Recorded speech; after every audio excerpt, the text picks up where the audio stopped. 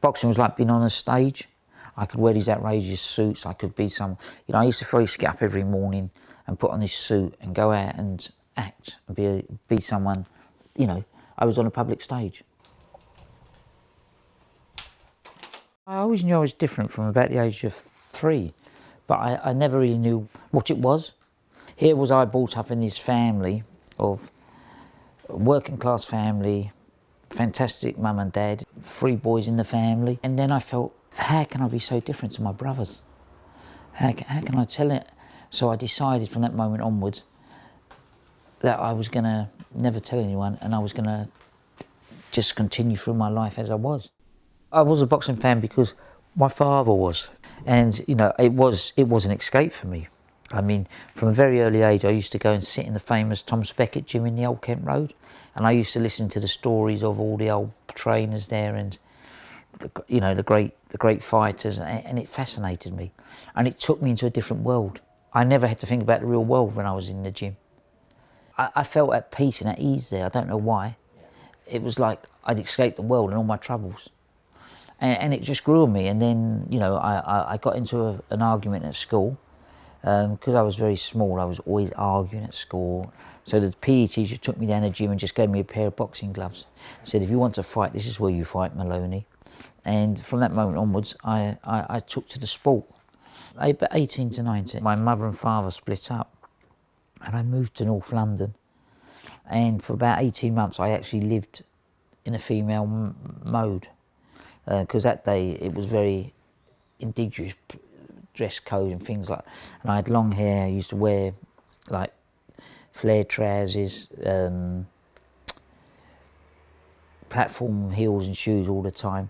So no one really noticed, and I was very small. Nights and weekends, if I went out, I would dress totally female. And my dad said he'd like to meet me, and I sort of panicked, and I went and got my hair cut. And I thought, God, and I found the local boxing club, and I went back to the boxing club. And then I arranged to meet my dad. And my dad moved in with me for a little while because he had nowhere to stay. I'll take all these, that's it. I became successful in what I chose to do, boxing.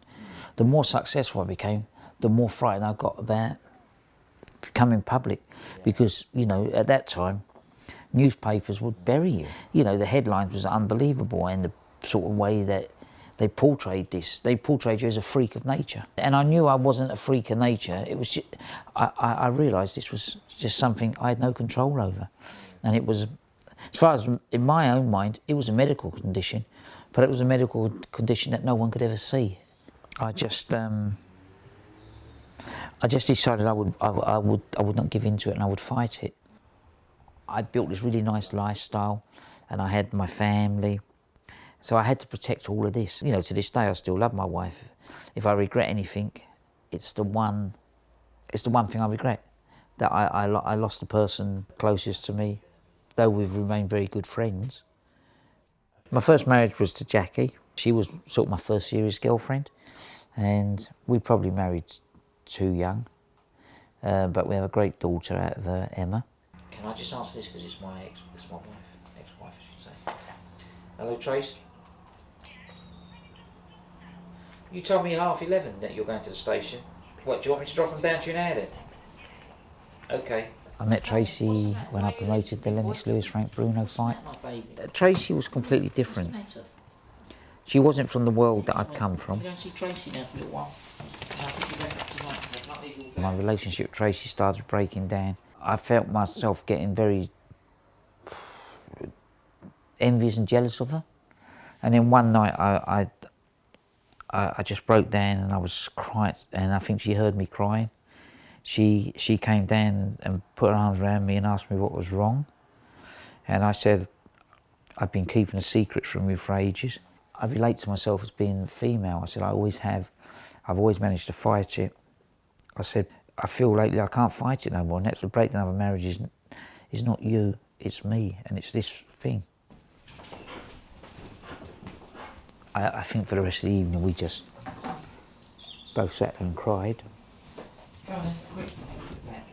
My father died in 2009, and I think that was the release button. Because my father was a big influence in my life. and I didn't want to upset him, and I didn't want to let him down. But plus also 2 people in my life that were close to me committed suicide. I took myself privately out of the public eye. I closed down my Twitter account, I closed down my Facebook, I closed down Frank Maloney Promotions, and I totally disappeared, didn't I? My friends, no one ever saw me. I lived a very private life. I tried to commit suicide December 2012. I was found laying in the street. My daughter wanted to take me to the hospital, I wouldn't go. But she sat up with me all night, giving me black coffee, walking me, giving me cups of tea. And then eventually, my daughter, when I told her, she said, "How could you do that? We would be left here to pick up the pieces. We'd never know why you'd done it. For the rest of our lives, we could all blame ourselves."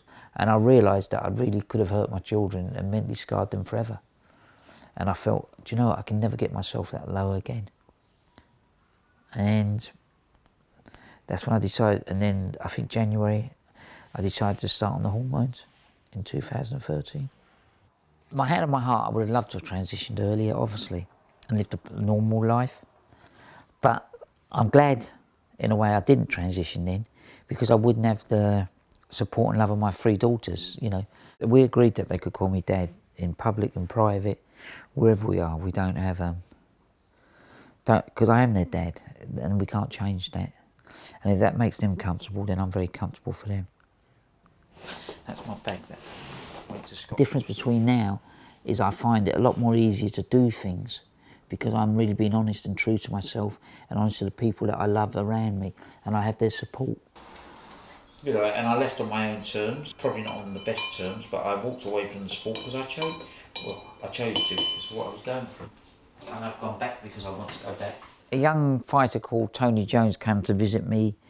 I think it was just a bit after Christmas or before Christmas, 2014, and said, would I consider going back into boxing to manage them? They'd like to be managed by me. At first, I didn't agree to it. I said I needed time. They kept giving me texts and calling me, so in the end, I agreed to represent them.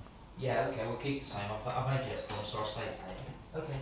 I just felt I had to return just to prove a point. You know, I've not had a brain transplant. I've just corrected something that was wrong with me at birth. That I'm still quite capable of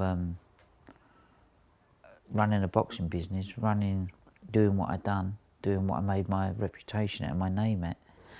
I even got told, "You're not bad looking, Kelly." You surprised me. You're a lot better looking than Frank was. When I got wrapped up into it, it was just another fight night for me. But walking into the hall was quite strange. And hearing my name read out as in association with Kellie Maloney, I think, oh yeah, that's me.